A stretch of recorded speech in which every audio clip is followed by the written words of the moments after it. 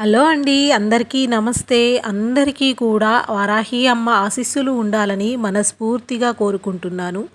మనకి ఎల్లుండి అంటే ఈ జనవరి 23వ తారీఖున శక్తివంతమైనటువంటి రోజు శుక్రవారము వసంత పంచమి. ఈ ఏడాది వసంత పంచమి అత్యంత విశిష్టమైనది. సాధారణంగా సరస్వతీదేవికి అంకితం ఇచ్చేటువంటి రోజు ఈరోజు. ఈసారి శుక్రవారం రావటం మరియు పంచగ్రహ కూటమి ఏర్పడటం దీనికి రెట్టింపు శక్తిని ఫలితాన్ని ఇస్తుంది. అయితే పండితుల అభిప్రాయం ప్రకారం ఇలాంటి అద్భుతమైనటువంటి లక్ష్మీ సరస్వతి యోగం గత 20 సంవత్సరాలలో రాలేదట. ఎందుకంటే శుక్రవారము వసంత పంచమి ఈ విధంగా ఈ నక్షత్రాలు అన్నీ కూడా కలగలుపుకొని మనకి వచ్చినటువంటి రోజు 20 సంవత్సరాల క్రితం వరకు రాలేదట.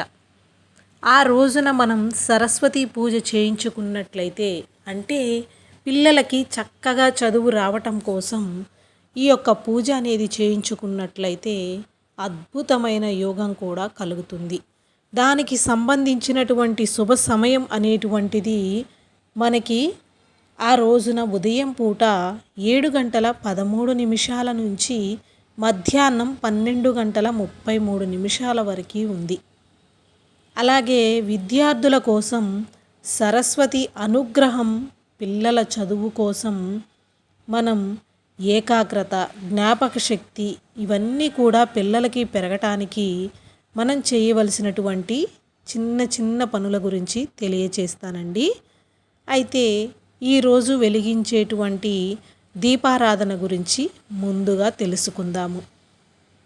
పూజా మందిరంలో పిల్లల చేత ఆవు నెయ్యి వేసి దీపాన్ని వెలిగింపచేసినట్లయితే కనుక పిల్లలకి చక్కగా చదువు అనేది వస్తుందన్నమాట. అలాగే పిల్లలకి ఇంకా అంటే మైండ్ మెచ్యూరిటీ కోసం, జ్ఞాపక శక్తి పెరగటం కోసం ఆ రోజున అమ్మవారికి పసుపు రంగు పువ్వులను అంటే చామంతి పువ్వులను సమర్పించినట్లయితే మంచి యోగం కలుగుతుంది. పుస్తకాలకు కూడా పూజ అనేది చేపించుకోవాలి.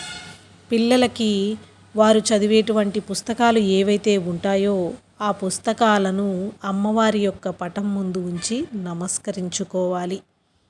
ఈ యొక్క పూజా కార్యక్రమం అనేది పైన చెప్పినటువంటి మనం సమయం చెప్పాం కదా, ఆ సమయంలోపే చేసుకుంటే మంచి ఫలితాలు అనేటువంటివి కలుగుతాయి. అలాగే బీజాక్షర శక్తి కలగటానికి ఒక రాగి పళ్ళెంలో బియ్యాన్ని పోయండి. అంటే ఇది చిన్న రెమెడీ లాగా అన్నమాట. బియ్యం పోసి దానిపై చూపుడు వేలితో ఐం అనే బీజాక్షర మంత్రాన్ని రాపించినట్లయితే కనుక పిల్లలకి అద్భుతమైన జ్ఞాపక శక్తి లభిస్తుంది. అంటే ఐం అనేటువంటిది ఒక అద్భుతమైన బీజాక్షర మంత్రం. దీనిని మీరు ఎక్కడికి ఏ గుడికో వెళ్ళి ఏ పూజారుల చేతో ఇంకేదో పరిహారాలు చేపించుకోకపోయినా ఇంట్లో మన పూజా మందిరంలో పిల్లల చేత చక్కగా ఒక్క రాగి పళ్ళాన్ని తీసుకొని దానిలో కాసిన బియ్యం అనేది పోసుకున్న తరువాత మన యొక్క చూపుడు వేలితోటి ఐం అనే బీజాక్షర మంత్రాన్ని పిల్లల చేత 11 సార్లు రాపించండి. మళ్ళీ సందేహం రావచ్చండి. 11 సార్లు కనుక రాపించినట్లయితే వారి యొక్క మేధాశక్తి, జ్ఞాపక శక్తి అనేది పెరుగుతుంది. కాబట్టి ఖచ్చితంగా ఈ యొక్క చిన్న పరిహారాన్ని చేయండి. అలాగే ఈ రోజున అమ్మవారికి సమర్పించవలసినటువంటి నైవేద్యం వచ్చేసి తేనె. అమ్మవారికి ఎంతో ప్రీతికరమైనటువంటిది తేనె. ఈ తేనెను అమ్మవారికి నైవేద్యంగా సమర్పించండి. అలా సమర్పించిన తరువాత దానిని పిల్లలకు ప్రసాదంగా పెట్టండి. ఇలా చేయటం వలన వారు పలికేటువంటి పదాలు ఏవైతే ఉన్నాయో చిన్నపిల్లలు పలికేవి కావచ్చు, నోరు తిరగటం లేదు అనుకున్న పిల్లలకైనా సరే ఖచ్చితంగా స్పష్టమైనటువంటి వాక్చాతుర్యం అనేది కూడా పిల్లలకి పెరుగుతుంది.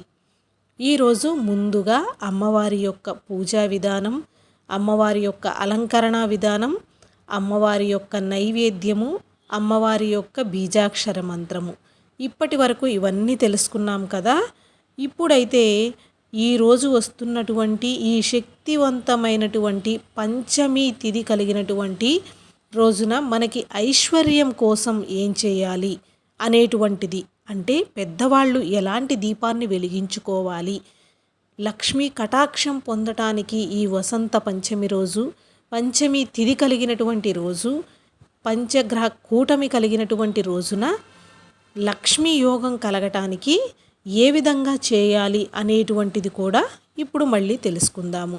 అలాగే మీ అందరికీ చిన్న రిక్వెస్ట్ అండి, మీ పిల్లలు చదువులో వెనకబడి ఉన్నా, ఎంతో చదువులు చదివి ఉద్యోగాలు రాకున్నా, వారి జాతకంలో ఏదైనా దోషం ఉందేమో అని అనిపిస్తే ఖచ్చితంగా స్క్రీన్ పైన నెంబర్కి ఒక్కసారి కాల్ చేయండి. మీకున్నటువంటి ఎలాంటి సమస్యకైనా పరిష్కారాన్ని గురువుగారు తెలియజేస్తారు. ఇప్పుడైతే కనుక పెద్దవాళ్ళు ఏ విధంగా చేసుకోవాలి అంటే, మనం ఐశ్వర్యం కోసం, గజలక్ష్మి యోగం కోసం, ఇంట్లో ఆర్థిక ఇబ్బందులు తొలగిపోయి లక్ష్మీ కటాక్షం మనకి కలగటం కోసం ఈ విధంగా ఒక్క దీపాన్ని వెలిగించండి. లవంగ దీపం అంటారండి. దీనిని మీరు ఒక మట్టి ప్రమిద అనేది తీసుకోండి. అంటే ఇత్తడి అవి వాడుతూ ఉంటాం, వెండివి కాకుండా మట్టి ప్రమిదలలో ఆవు నెయ్యి పోసి ఈ యొక్క దీపాన్ని మనం వెలిగించవలసి ఉంటుందన్నమాట. ఒకదాని కింద ఒకటి 2 పెట్టుకోండి. 2 ఒత్తులు వేసి దీపాన్ని వెలిగించుకోవాలి. అంటే మనం ఒక్కటే ప్రమిద పెట్టకుండా ఒకదానిలో మరొక ప్రమిద అనేది పెట్టుకొని మీరు ఆవు నెయ్యిని వేసి 2 ఒత్తులు వేసి చక్కగా దీపాన్ని అమ్మవారి పటం ముందు, లక్ష్మీదేవి పటం ముందు వెలిగించండి. వెలుగుతున్నటువంటి ఆ యొక్క దీపంలో ఏదైతే ఆవు నెయ్యి ఉన్నదో ఆ దీపంలో 2 లవంగాలను అందులో వేయండి. అంటే మనం చేస్తున్నది లక్ష్మీ కటాక్షం కోసం కాబట్టి లవంగాలను వేయవలసి ఉంటుంది. అలాగే 2 యాలుకలను కూడా వేయండి. ఈ విధంగా చేయటం వలన మనకి ఖచ్చితంగా లక్ష్మీదేవి అనుగ్రహం అనేది కలుగుతుందన్నమాట. ఇది లవంగ దీపం అని కూడా అంటూ ఉంటారండి. అలాగే అమ్మవారికి ఇష్టమైనటువంటి పువ్వులు, ఈ రోజున ఖచ్చితంగా అమ్మవారిని మనం ఏ విధంగా అయితే పూజిస్తామో అదే విధంగా పూజ చేసుకున్నా కానీ అమ్మవారికి ఇష్టమైనటువంటిది ఎర్రని మందారాలను కానీ గులాబీలను కానీ అమ్మవారికి సమర్పించండి. అమ్మవారి అలంకరణ కోసం ఎరుపు రంగు ఉండే పువ్వులను అమ్మవారికి పెట్టండి. ఇలా చేయటం వలన ఇంట్లో ప్రతికూల శక్తి అనేది పెరుగుతుంది, నెగటివ్ ఎనర్జీ అనేది తొలగిపోతుంది. ప్రతికూల శక్తి ఉంటేనే మనకి ధన ప్రాప్తి అనేది కలుగుతుంది. మనం ఏదైతే లవంగ దీపం వెలిగిస్తామో దాని వలన ఇంట్లో ఉండేటువంటి నెగటివిటీ అనేది తొలగిపోతుందన్నమాట. అందుకోసమే ఈ విధంగా దీపాన్ని పెట్టమని ప్రత్యేకంగా చెబుతూ ఉన్నాము. అమ్మవారికి పసుపు రంగు అంటే ప్రీతి కాబట్టి అమ్మవారికి రవ్వ కేసరి చేసి ప్రసాదంగా నైవేద్యంగా అమ్మవారికి సమర్పించండి. ఖచ్చితంగా అలా అవకాశం లేని వాళ్ళైతే లడ్డూలని కానీ నిమ్మకాయ పులిహోరను కానీ అమ్మవారికి నైవేద్యంగా పెట్టవచ్చు. ఈ పవిత్రమైనటువంటి రోజున పరాశక్తిని అంటే లక్ష్మీ సరస్వతి దేవులను ఎవరైతే అమ్మవారిని నిష్టగా పూజిస్తారో ఖచ్చితంగా వారి కోరికలు అనేవి తీరుతాయన్నమాట. జీవితంలో వారు అనుకున్న స్థాయికి 100కి 100% వెలుగలుగుతారు. Thank you.